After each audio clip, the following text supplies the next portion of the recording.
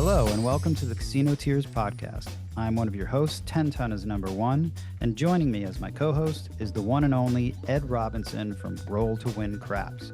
If you want more info on our show, please visit our page at casinotears.com. On this week's show, we discuss Dice Coach dials in, zones, spots, sets. We also touch on velocity, trajectory, shills, don'ts, flounders, fireflies, and Ed says, press your extremes.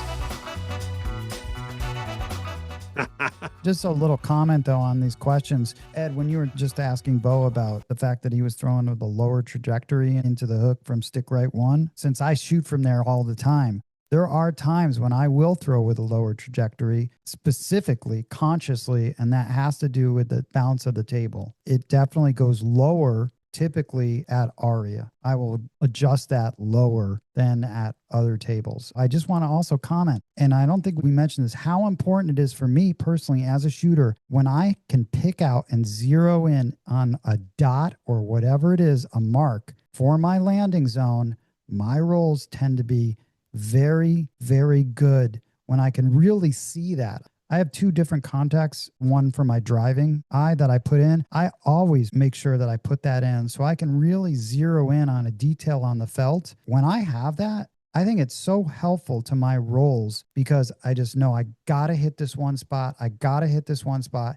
And then I can adjust my trajectory because I've got this solid landing zone picked out like to the little, pinpoint. I just think that's important to mention that. I don't know if you guys do that, but I do that religiously. I try to find that spot. Well, yeah, you need the same spot every time, especially if they're behaving nice, right? You want to repeat that, right? You wear contacts, you say? Yeah, I wear two different ones, one specifically for driving. Okay. That's the one I put in when I go shoot dice so I can really see down that table. Well, we learned some about you 10 times we didn't know. Where's contacts? Imagine that. Okay. Sweet. I think it's important to find a spot, an indention, an ash, Anything. Stain, discoloration, something that's focusing you in on a spot. Spilt beer. Yeah, it could be any kind of little thing, a little curve and some kind of funky drawing that they or whatever they've got on the layout. I was doing that at the Palms. There was a certain little thing that I could see where I was like, that's my spot, and I just kept throwing at it. oh man, dude, and they changed the felts at Palms, unfortunately. Did they really? One of them at the table I liked, it had like stains or marks on it, and it was perfect when I was shooting straight down the line from stick right one. I had a great little spot that I would aim at to hit. And when you have that as a shooter, I think you just lock down your landing zone. Then you can start making adjustments. Sure. It's one of those things. And by the way, you know what? We haven't talked about it, but where you set your dice down on the felt, if you are shooting from the felt, should be in the same exact spot all the time as a shooter. I am always looking for felts that have marks too. So my start spot goes right to my end spot all the time, at least. And that's where I start from. Makes I sense. agree. Yep. Have you shot on the table since they changed the felt? Yeah, I got an interesting story at Palms. One of the guys, this will go to some of the callers. Ed, I think I'm going to be getting a lot of hate mail. A lot of hate mail? You're getting too much hate mail. Oh, man, too and much some hate messages. Why are you getting hate mail? I don't know. Now, never mind. I'm not even going to go down this road right now, Ed. Yeah, well, what about the Palms? Palms. One of the guys came up to me at Palms. A nice guy. The suit? Yeah, suit. I wanted to see him a while ago. Finally bumped into him. He's like, listen, to talk to the higher ups here. Anything you want, you got. You want to have classes up here. You want a banquet room, whatever you want. You play craps. I don't know what his exact words are, but the right way. You take care of the dealers. You're a great player. Really wanted to let you know that, whatever you need. That's nice. That was nice. That's super nice. Maybe we can reserve a table there on March. Yeah, we'll probably be able to. And by the way, little hot scoop, hot tip, not many people know. Not one of those 14 footers. I don't want one of those 14 footers. No, the regular ones, not the new ones. This will be a fucking news flash. They're going to have 2 more tables in there by the summer. So they're going to have a total of 8. Well, let's get a 12-footer, not the 14 or 16 or whatever the hell they got in there. I mean, they've only got that one that's a 14-footer. There's 2. Are there? Yeah, there's 2. Yeah. I can tell by looking at the video, there's 2 of them. Okay, well. There's 4 plus 2, yeah. We don't want those. Yeah, see if we can get a nice reserve one. That'd be good. By the way, you were talking about shooting from straight out, which is what I've been practicing. I actually Okay. practiced from there. And it's tough. Going easy is the key because it is definitely a different experience shooting from straight out, Ed. I mean, it's going to take me a long time. I have problems with the velocity. Bo, I'm Yeah. going to try that, releasing it later because the issue is getting it down there. And obviously they're more violent. Well, they don't have to be. I'm trying, Ed, what you said, what you look for. I've now consciously incorporated that after every one of my tosses. I want that close grouping. Yeah. Really making sure that that's going into my little database when I'm analyzing that initial roll. How close are my dice together? And why weren't they close together? Obviously, when you're throwing from straight out, that seems like a tougher chore based on the distance, especially on a long table, how to get them to not be so violent based on the velocity that you have to use to get down there. Your landing zone from out is going to be totally different than it is from stick right or stick left. And I'm experimenting at landing it in the cum area. Well, sometimes, you have to land it into the cum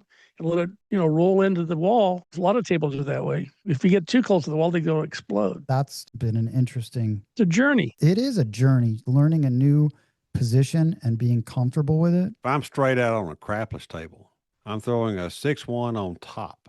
And what's the rest of it? It's going to be all sevens. I promise you that. So with a 6-1 on top? Yep. But a 6-1 on top. Like a 1, 2, 6, 5? I am likely to have some 2s and 12s out of that. Oh, double pitching. Yeah. Yep. There you From go. a long distance. The crapless table at Biloxi is 14-footer. And if I'm shooting from straight out there, I go to that all 7 set with a 6-1s on top. So you got 6-1, 1-6 on top and bottom. And I'm looking for 2s and 12s. I mean, that's what you want. Maybe I'll give it a shot next weekend. Yeah. Why not?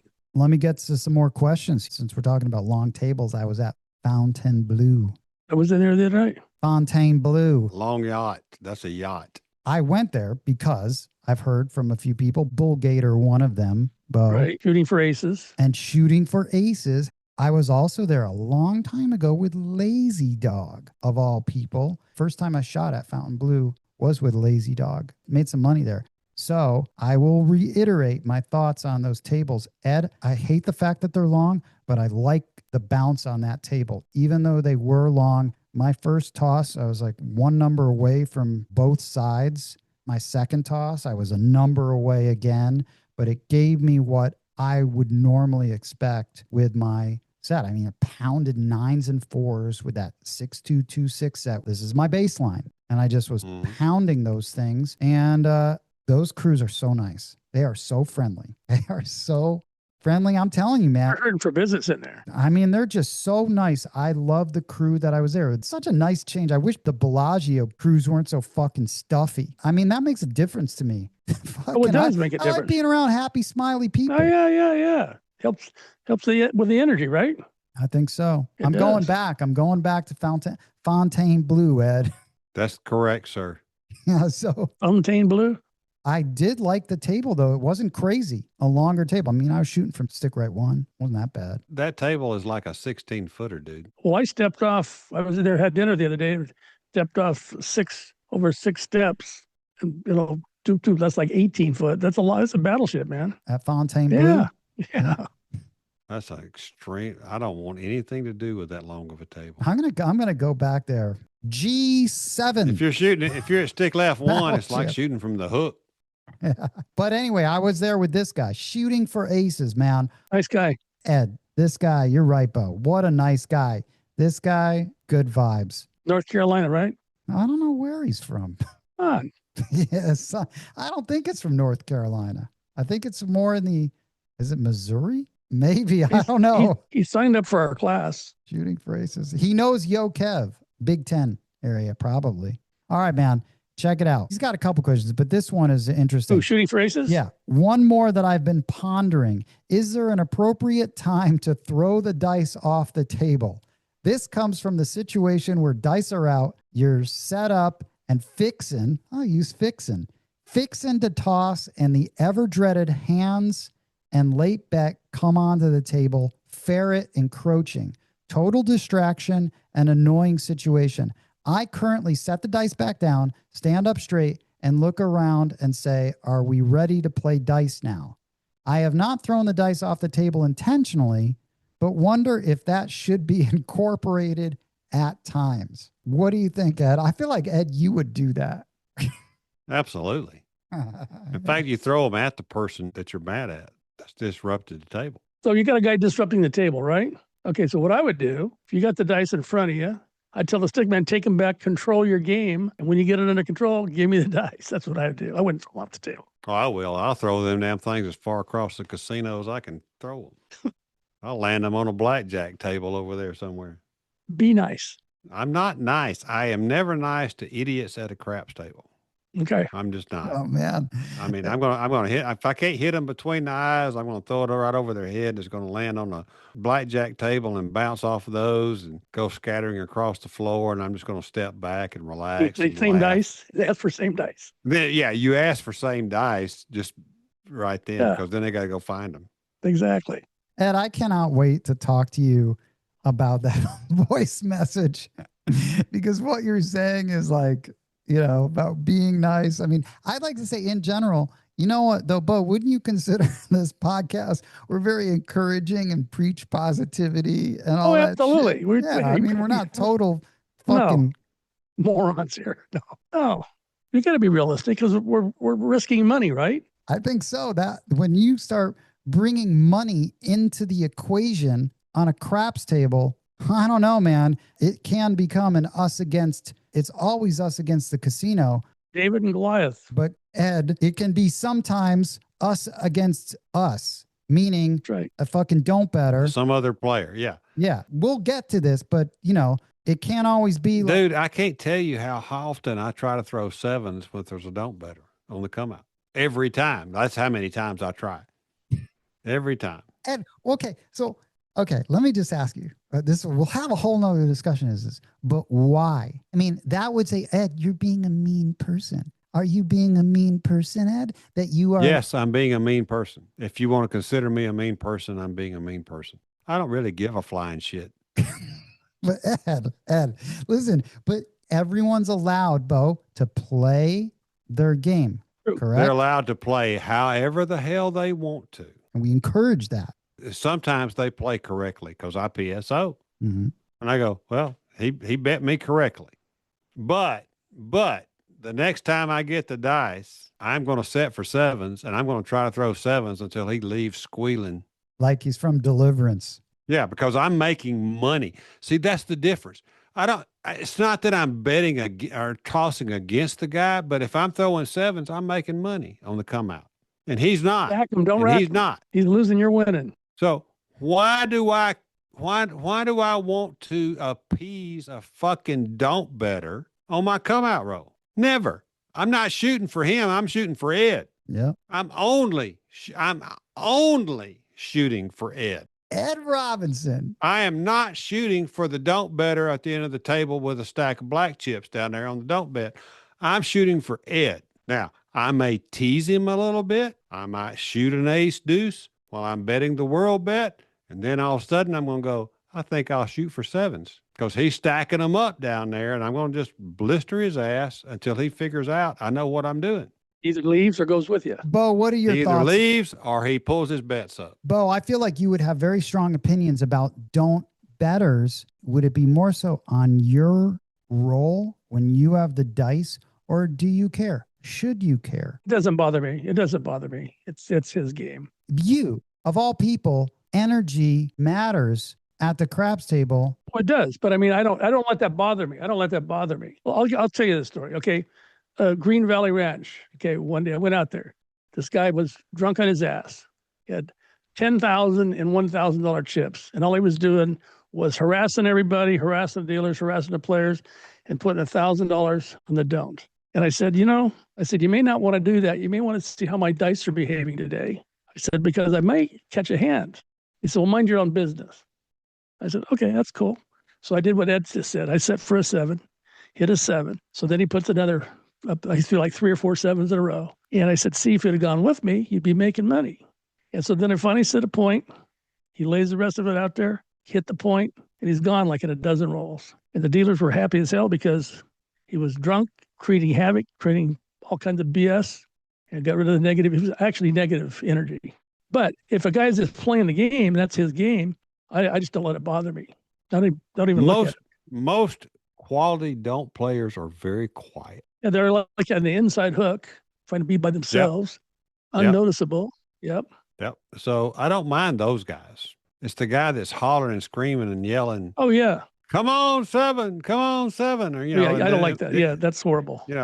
Or if you 7 out, somebody 7's out on the table, they're jumping up and down because they're $100 don't bet one, And you got one winner. They didn't have the balls to lay odds on that number. No. They just had a flat bet. Sure. So, they're jumping up and down. I had that happen at IP one time where a guy, he was playing the don'ts on everybody. And I finally got the dice and I was like, I'm going to show him what this is about. Show him. And, I hit like 5 points in a row and I'd point at him every time and I'd go, you're on the wrong side, dumbass. Shut your freaking mouth.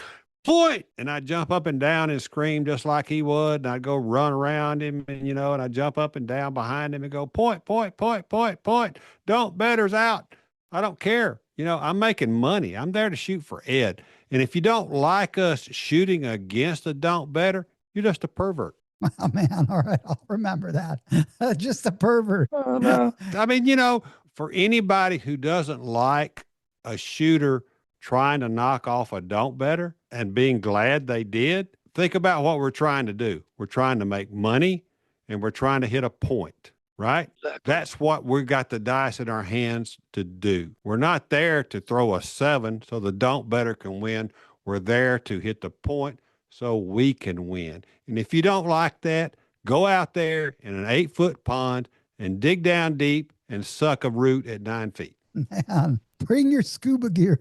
No scuba deer. Go out there and drown your freaking ass down. I don't care. God, I mean, I don't care, dude. I mean, if I play the don'ts all the time, and I know the risk involved with playing the don'ts. I know the risk involved with playing the do's. Oh my! But if you're going to get pissed off because we're trying to knock out a don't player, you got to remember I'm shooting on the right side, not the dark side. So I'm trying to make money. I'm not trying to lose money by shooting the dice. Never, ever am I trying to lose money by shooting the dice. Why would you be in the game? You wouldn't do that. That's correct. What's the point? So I don't care who's offended. I don't care if you're in Seattle sitting down there by the municipal building that's on fire and you're offended that I'm pissing off on a damn don't player. I don't care. I could care less what you think. And I don't care. I don't even care if you cancel your damn subscription. Gosh. I could give a shit less because I make more money on the table than your freaking $5.50 pays me. Oh my God, this is hilarious. I'm gonna address this officially. But Bo, you brought up a point that's about intention. I think, and sometimes players come to the table with a certain sort of intention. Sure. And the intention is, yes, we're all there to beat the casino. Okay. Every one of us, everybody is there to beat the casino. This guy, I think he had his facts mixed up. And I want to see if you agree with me, Bo. I've mentioned every single time, because I can count them, when I've had some sort of interaction with a don't better and a don't player. Is that Bellagio? The guy deliberately came there, walked over there, ferret, piled up his chips. Totally remember that, right in my landing zone. 1000% deliberate. That was at Bellagio. Same thing at Aria. Even talked to Ed about it. He has a right to do it, of course, but he did the same thing. Piled up his chips. Same thing happened to me at Paris. Same thing happened to me at Durango. Now, when I look at that situation, if I'm shooting, I've got a lot of money out on myself. Probably over 1,000, probably at more than that, especially if I'm on a good roll. And you guys will agree with me. Those good rolls, they're just so tenuous. You're doing everything you can to not interrupt and fuck with a good roll. So when a don't better shows up and does that, that to me is a sign of war. It's a deliberate sign of war. I'm not just going to go out like a little bitch. I'm going to say something, because what you're doing for whatever your stack of money, it is guaranteed so much less than what I have at risk for you to put my money 1,000 plus at risk for your $30. You're actively, aggressively, you want me to 7 out so you can win. It's not about the casino. I think when you bring in those arguments about, well, we're both playing against the casino, in this case, no, we're not really both playing against the casino. Now you're playing against me because your win is a massive loss for me. And it's also a deliberate disruption to the game. I feel like you can't let don't bettors off too easy. Now, the caveat to this is when I play with proper don't bettors, and I've complimented don't bettors that have been at the table betting with me on rolls when I've been shooting. Afterwards, I said, listen, I loved how you played that, because they exactly where Ed said, they're in the hook. They're just putting their don't bet. They're not obvious, and they're not trying to disrupt the roll. They know what they're doing, that they're counter of what the whole table is. Also, my second caveat to this, and I'll be done speaking, is the concept of what I call the interloper.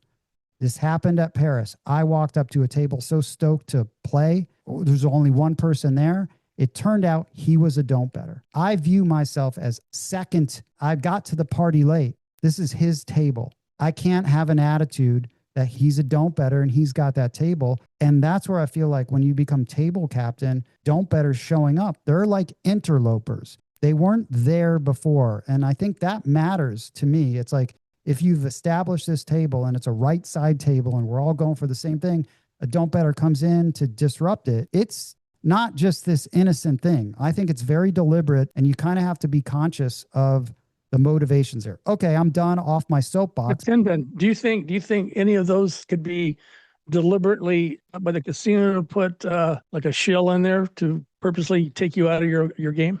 I don't think so, unless you're rolling into you're starting to hit table maxes. I don't think so. Maybe back in the old days, and it's a tiny house that's worried about the money. There's two things I want to comment on real quick. Number one, Bo, I've seen shills people that I believe were shills, and they weren't buying in on the don'ts. They were just trying to buy in. I mean, I've hit guys' hands. I've hit, they're trying to buy in. They're holding their hands out with money, and they're trying to, and just as you release the dice, they're sticking their hands out, trying to buy in. I mean, I've hit their hands. I've seen that. I think that happens. From a don't better's perspective, you're going to win and you're going to lose. I can't tell you how many times I've been on the don'ts, got knocked off on 2 or 3 different numbers, and then immediately the 7 comes. It just happens. But when I'm tossing the dice and a don't better is playing, if he's casual about it, he's not circumventing, or pronouncing his, not screaming for a 7 and all that, I don't even care. Probably don't even know he's even doing it, because I'm trying to focus on what I'm doing. It's those guys that come in and holler and scream for 7s and hop in the 7s, and they got a don't bet and all that kind of stuff. Those are the guys I want to just run away. I don't think that's just accidental or naive. I don't think that anyone going in there and placing bets on a craps table is just like this innocent person. If they know how to, make one of those bets, Ed, then that they know what they're doing, and they are there to win their money on their bet sacrificing you at the detriment to everyone else. And I don't think sometimes these don't bettors realize how much fucking money that I have. And that's why I've gotten into it with them when they've done it, because to me, I have every right to. They have every right to make that bet. But in some ways, it's just a dick move. And I'm going to tell you, you're a dick if you put your bets down, because you could put your bet down so many other places, but you choose there and you choose to stack it up. Fuck you. Did you ever ask him to move the bet over a little bit or anything? By that time, we're getting into it and the whole energy's gone. You got to turn your bets off. But what I love is when a don't better is shooting the dice. They don't always shoot. Most of them pass. The good ones pass. The good don't betters will not shoot. But there's a lot of idiots out there that bet the don'ts that want to shoot for the 7. There's randomly throwing them down there. I have made so much money off those dickwads that it's ridiculous. 6 and 8s all day on those guys. It's funny, man. That happened to me at Win. I always remember it. It was a don't better. And then he actually got the dice. He just went on a roll like he couldn't hit a 7. He could. Exactly. I've seen it too. Had a guy at the Beau Rivage one time. He kept digging in his man purse, pulling out money and just throwing it out there. And he couldn't hit a freaking 7. He finally just left. I mean, I think he was broke. And I'm just sitting there betting 6s and 8s on the guy. And I'm like collecting tons and tons of money off his 6s and 8s. Again, it's a battle of 6 and 8s versus the 7s. A lot of these don't bettors too, they think that they're betting with the house when they're in the don't, which they're not betting with the house because there's still vig on it. There's very little difference in betting the don't pass versus A vig. Yeah, exactly. Exactly. the house edge is minuscule difference. But to be clear, none of us have problems in theory with don't betters. I have no problems. I think the situations that you might find yourself in, were they at the table? Did they just come to the table? Were they a disruptor, deliberate? I find that that is the case more than not. Or if they were there minding their own business, all good, dude. Well, if they're minding their own business, 10 then you're not even going to notice them. Exactly. So if that's the case, I mean, there's no contest. That's just do your thing. As long as they're not interfering with when they start interfering with you, then that's when it gets kind of dicey. The good don't bettors will make a don't bet. They'll maybe do some. They're doing a couple of DCs, 3 or 4 rolls into the thing. They're pulling bets down because they know they're about to get knocked off on something. So, and it's hard to recover from the don't side versus the right side because the payoff is less of the bet. So they don't want to lose $120 6 when all of a sudden you're 3 or 4 rolls in and you've already hitting numbers, and they're like, okay, they'll bring that bet down. The professional will. The dumbasses, they're just going to sit there and pile up on the don't come. It's don't naive pass, to think that a don't better doesn't know that they win, everyone loses. That's why they think they're betting with the house. See, that's betting with the house thing. They made that bet. They don't want to lose that bet. They win that bet, everyone loses. Unless it's a table full of don't betters. But I mean, I'm not going to give anyone like credit on thinking, oh, let them make their bet. I don't know, and give them the benefit of the doubt. To play craps, you can't just be some naive idiot going to play craps. I mean, there are some. Well, they're out there. But to be a don't better, you know what you're doing, I think. The right side better can lose every bet he's got on one roll. The don't better cannot. But he can win every bet he's got on one roll, right? True.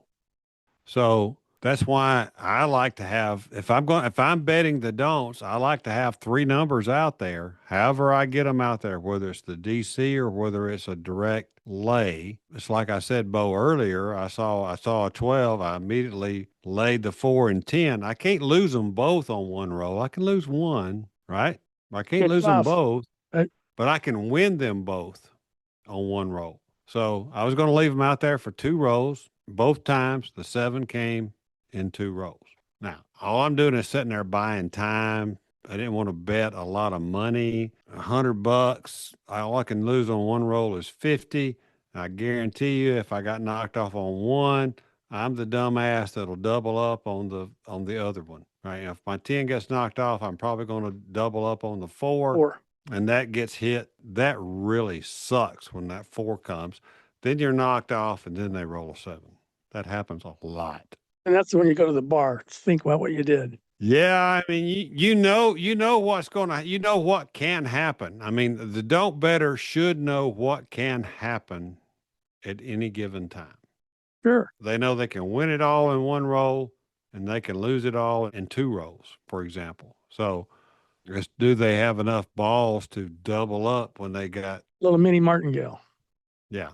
Yeah. Do you go from 50 to 100 lay on the 4 and 10? Do you go from 100 knocked off to 200 on the 4 and 10? I mean, that, you're starting to get a little, brassy. You got to have some balls to do that, right? So every hand ends in the 7. We all know that. But are you on the don'ts when that happens? Or is it 20 rolls later and then it happens? True that. I'm going to follow this up with a Carolina Reaper, dude. Carolina Reaper. I love this guy. He had left a comment. Let me just read this comment, but he's got a question.